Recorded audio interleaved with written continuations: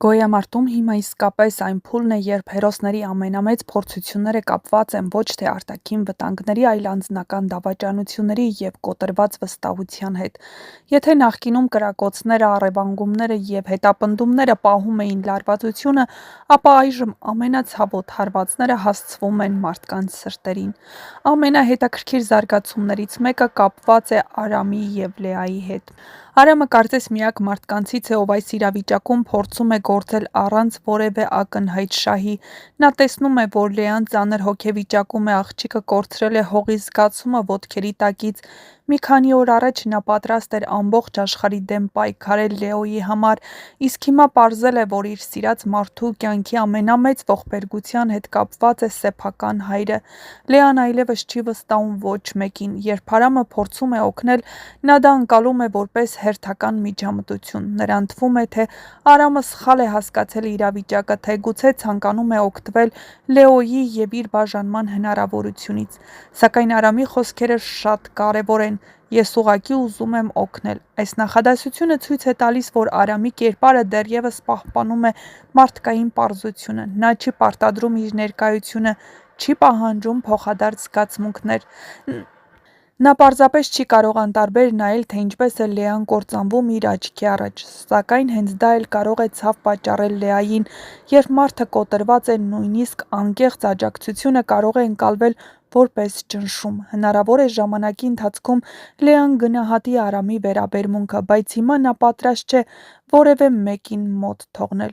Մյուս կողմից Լեոն ուշքի է գալիս, բայց նրա վիճակը դեռևս բարդ է։ Նա չի հիշում, որ հենց Ավոն է իրեն գտել հոր գերեզմանի մոտ և տուն բերել։ Դա շատ խորհրդանշական զարգացում է։ Ավոն, որն իր ամբողջ կյանքում պայքարել է սեփական սխալների և զայրույթի դեմ, առաջին անգամ իսկապես հոգ է տարել եղբոր-որդու մասին առանց որևէ ակնկալիքի։ Եթե Լեոն հետագայում իմանա ճշմարտությունը, դա կարող է փոխել նրա վերաբերմունքը Ավոյի նկատմամբ։ Նա կտեսնի ոչ միայն վրեժխնդիր և կոպիտ մարդուն, այլ նաև այն մարդուն, ով ամենադժվար պահին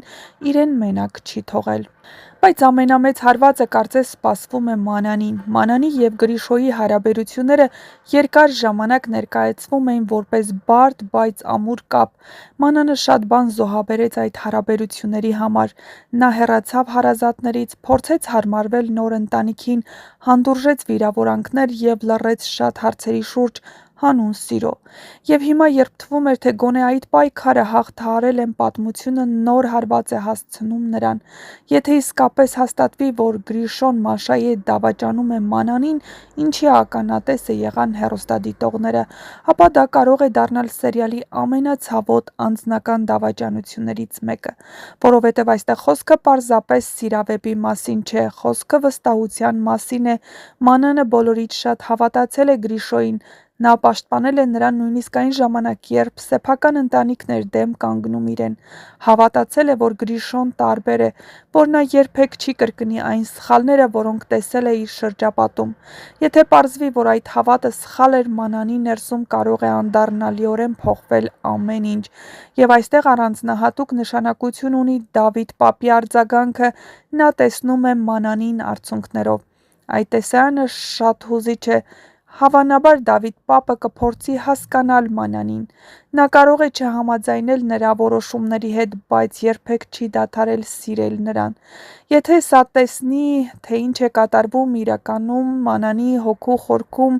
ապա պապը երբեք նրան այլևս չի թողնի վերադառնալ մակունցների ընտանիք։ Իսկ Գրիշոյի կերպարը կարող է ամբողջովին փոխվել հեռուստադիտողների աչքում։ Եթե մինչև այժմ նա ընկալվում էր որպես հավասարակշռված և երբեմն նույնիսկ զոհի կարգավիճակում գտնվող հերոս, ապա դավաճանությունը կարող է ցույց տալ նրա ավելի թույլ կողմերը՝ անհասունությունը, պատասխանատվությունից փախչելու փորձը կամ սեփական ցանկությունները վերահսկելու անկարողությունը։ Այնուամենայնիվ, պետք է նշել, որ մինչ սյուժեն ամբողջությամբ չբացահայտվի, դեռևս հնարավոր է, որ կադրերը դիտավորյալ մոլորեցնող լինեն։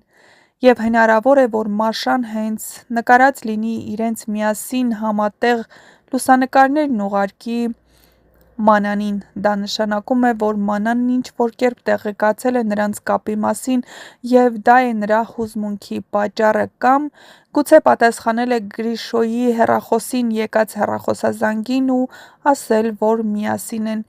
Այս պահին գոյամարտում բոլորը կարծես կանգնած են խաչմերուկում։ Լեան փորձում է հասկանալ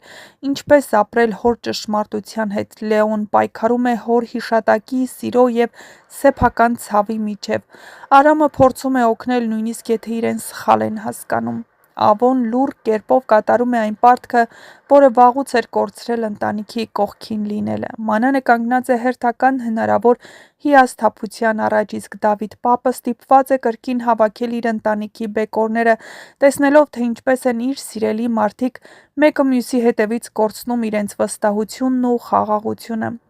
Եվ եթե այս զարգացումները հաստատվեն, ապա առաջիկա սերիաները կարող են դառնալ ոչ թե վրեժի կամ գաղտնիքների բացահայտման, այլ կոտրված սրտերի պատմություն, որովհետև երբ դավաճանությունը գալիս է ամենամոտ մարդուց, այն երբեմն ավելի ծանր է,